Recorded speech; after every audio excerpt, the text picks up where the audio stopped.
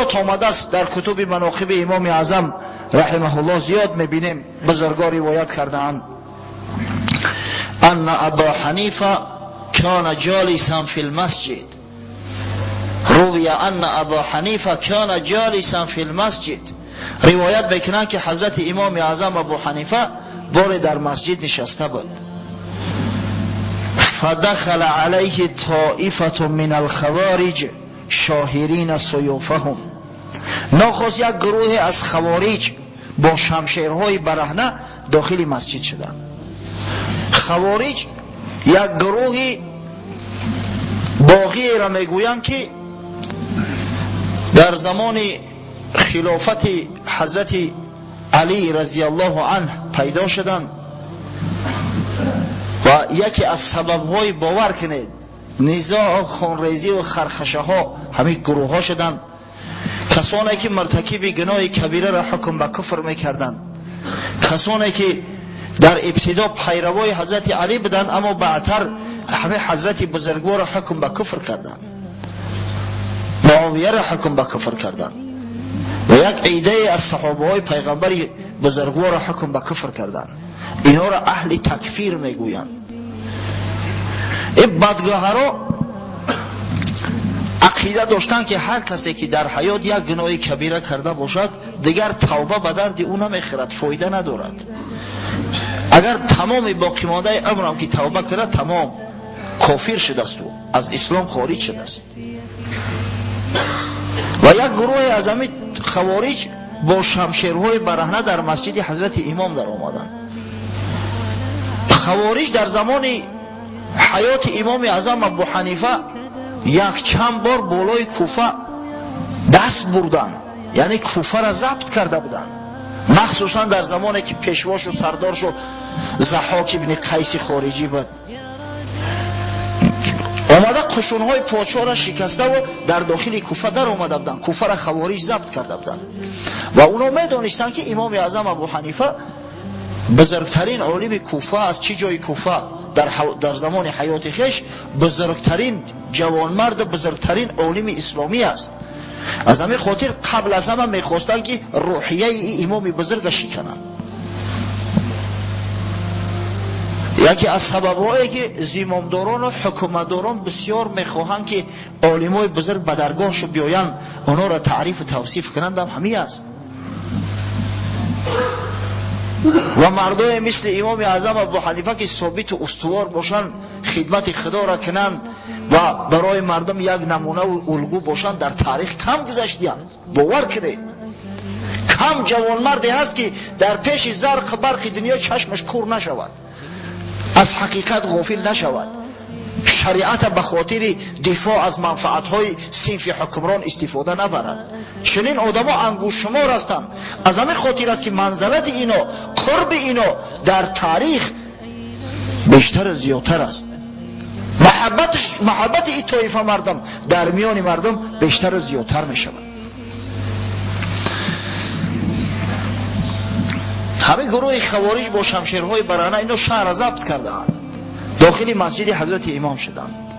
گفتن یا ابا حنیفه نسألک عن مسئلتین ان عجبت نجوت و الا قتلناک. ای ابو حنیفه گفتن از دو مسئله سوالت میکنیم، اگر جواب گفتی خشو به حالت برد میکنی، اما اگر از جواب عاجز ماندی قتلت میکنیم. دیگه کسی امروز تو پشتیبانی نمیکنه. حضرت صلی الله علیه و سلم شمشیرهای برهنه اونا را دید در بالای سرش. جوان مردی را ببینه، غیرت را ببینه. یک نفری ما و شما بروشیم در او با گریه و التجا میدرویم که هر چیزی میگوی حقه، فقط ما را کردار نشو. نمیدونم لطیفه باشد چی باشد، مردم نقل میکنن از یک شخصی خادم اسلام که یک رهبر پرسیده استش که ماه شریف رمضان کی باشد، گفته است حضرت که شما بگی. زیادن یعنی تملق کارا و چوپلوسا زمین زمان پر کردیان، اما جوان مردا کمن. گفت سلو سوال کنید. گفتن جنازتان علی الباب، دو جنازه را آوردیان در دهن در مسجدت. احداهما رجل شرب الخمر عصا بالله و مات سکرانا. یکیش گفتن یک مردی احمقی است که شراب نوشید به توبه در حالت مستی از دنیا گذشت. آدمی مست از دنیا گذشته است. والاخرى امرأة حبلت من الزنا و ماتت فی ولادتها و فی روایت فقتلت نفسها. دومش گفتن یک زن است که از زنا حامله شده است و هنگام تولد همو فرزند حرامزادش وفات کرده است. در روایت دیگر اومده است که خودکشی کرده است از شرم حیا. اهما مؤمنان ام کافران. نگفتن که اینا گناه کردن یا نکردن، نه، گفتن این دو نفر مؤمن هستن یا کافر. ببینه که در کجا می روا، مؤمن هستن یا کافر. و راوی میگوید که والقوم الذين جاءوا يسألون الامام فمذهبهم تکفیر بذنب واحد. این گروهی که نزد حضرت امام آماده بودند او را سوال میکردن، مذهب اونا حکم به کفر کردن بود به یک گناه کبیره، یعنی نزد اونا اینو علاقه کافر بدن. و اذا قال الامام مؤمنان قتلوه.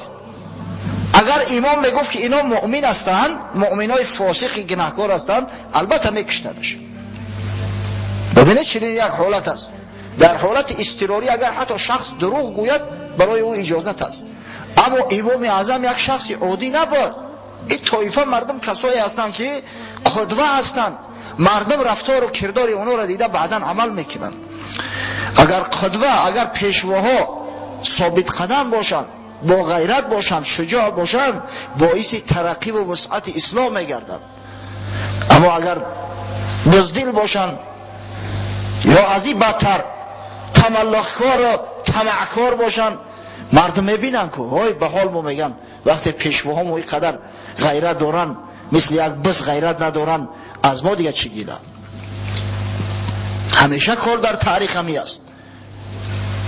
امام احمد ابن حنبل در زمان خلافت مأمون الرشید که معتزلی شده بود، برای رد کردن ادعای احمقایی که میگفتن قرآن مخلوق است اقدام کرد. با اونا وقتی که بحث مباحثه کرد، خلیفه امر کرد که بگیره بیارینش. از بغداد امام دستاش بسته در بالای شتر سوار کردند و به نزد خلیفه می آوردند که خلیفه در یکی از شهرهای دیگر بود است. در راه می آمد، ناخواست یک اعرابی آمده از مهار شتر داشت، یک آدمی که رهگذر گفت یا امام، تو میدانی که عالم اسلام تو را نگه دارن، توجهی همه به توست که تو چی میگویی؟ ثابت باش که اگر لغزیدی عالم اسلام در تزلزل میدراریم. اگر تو ترسیدی، اگر سخن خلاف حق گفتی، وای به حالت که همه مردم گمراه میکنی. حضرت امام احمد حنبل میگه همین سخن اعرابی چنان در وجود و اثر کرد که عاقبت الامر 15 سال خواری و ذلت زندان کشید، اما تأکید کرد و اثبات کرد که قرآن کلام خداست، قرآن مخلوق شده نمیتونه. کلام پروردگار صفات خدا مگر میتونه که مخلوق شود؟ همچنین امام اعظم ابو حنیفه را تمام مردم منتظر هستند که چی میگفته باشه برای شکستن اراده امام مسلمانان در اومده بودن. اگر از ترس جانشان میگفت که کافر هستند، میگفتن دیدید گپ ما حق بود است، چقدر مردم میتونست که گمراه شود. اگر میگفت که کافر نیستن، قتلش میکردن. در چنین یک حالت قرار داشت. بزرگی شخص و عاقلیش ببینه. گفت من ای فرقه کانا، به همون خوارج مراجعت کرد. گفت این دو نفر از چی طایفه بودن؟ قبل از مردن متعلق به کدام طایفه بودن؟ من الیهود، یهودی بودن؟ گفتن لا، یهودی نبودن. با سوال کرد من النصارا، آیا اینا نصرانی بودن؟ گفتن نه. پرسید که من المجوس، آیا مجوسی بودن؟ گفتن نه. پرسید من عبدت الاوثان، آیا از بت پرستا بودن، از کسایی که سر در پیش بت خم میکنن. گفتن نه. حضرت گفت فهمید من کانا از چی طایفه بودن نباشه دو احمق که آورده شو؟ کی بودن اینو؟ گفتن کانا من المسلمین، اینا پیش از همه گناه کردن و پیش از مردن شو از مسلمان ها بودن، اعلی لا اله الا الله بودن. حضرت گفت قد عجبتم، شما گفت خودتون جوابتون ندادید. من چی نگفتم؟ گفتم و کیفه؟ چه خیر گفتن ما جواب دادیم. گفت قد اعترفتم انهما کانا من المسلمین، الحال شما خودتون اعتراف کرده که اینا مسلمان بودن، از من چی سوال میکنی؟ با پرسیدن. سوال دوم گفتن اهما فی الجنت او فی النار، جای اینا کجاست؟ دوزخیان یا جنتی؟ مقصد دوزخی و جنتیه که در دوزخ یک مهلت نه، یعنی ابدالآباد غرض این مردم بود که اینا جاشو کجاست؟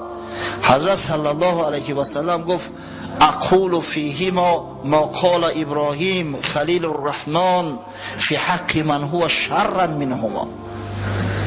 من در حق اینا سخن را میگم که حضرت ابراهیم خلیل، این گپی من نیست، گپی ابراهیم خلیل است، در حق شخصایی که از اینا بدتر بودن، در حق کفار گفت فمن تبعنی فانه منی و من عصانی فانک انت الغفور الرحیم. پروردگارا گفت حضرت ابراهیم هر کسی از این مردم پیروی من میکنن امتی من هستند، اما هر کسی که خلاف میکنن، هر کسی زیدیت میکند، تو خودت غفور و رحیم هستی، بنده های تو هستند. حوالشون البته کردم. و اقول فیهما ما قال عیسی روح الله فی حق من کان شرا منهما، و در حق اینا سخن را میگم که حضرت عیسی در حق اشخاصی از اینا بدتر گفت، در حق کفار گفت ان تعذبهم فانهم عبادك و این تغفر لهم فانک انت العزیز الحکیم. پروردگارا گفت اگر تو اینا را عذاب دهی بنده های تو هستند، تو حق داری. اینا سرکشی کردن بدگاه را، به عدل خود میتونی که جزاشو بتی، در دوزخ پرتایشو. اما اگر مغفرت رحمت شونم کنی، تو عزیز هستی، غالب هستی و حکیم هستی که حکمتی تو را کسی درک نمیکنه، یعنی همه در اختیاری توست. یعنی من گفت اینا را حواله شون به خدا کردم که اگر به فضل بگیره میبخششون، اما اگر به عدل بگیره مقدار گناهی که کردیان جزاشو میته. البته این سخنی من نیست. گفت اینا ببینه که از زبان حضرت ابراهیم خلیل خداوند بیان کرده است، اخباران از ابراهیم و اخباران از عیسی علیه السلام. اگر این مردم سخن انکار میکردن، نعوذ بالله منکر قرآن میشدن، منکر قرآن کافر است. از همین خاطر میگه خجل شدن، دیگه گپ نیفتن، نسبت حضرت امام اعظم گپ زنند، از مسجد خارج شدند.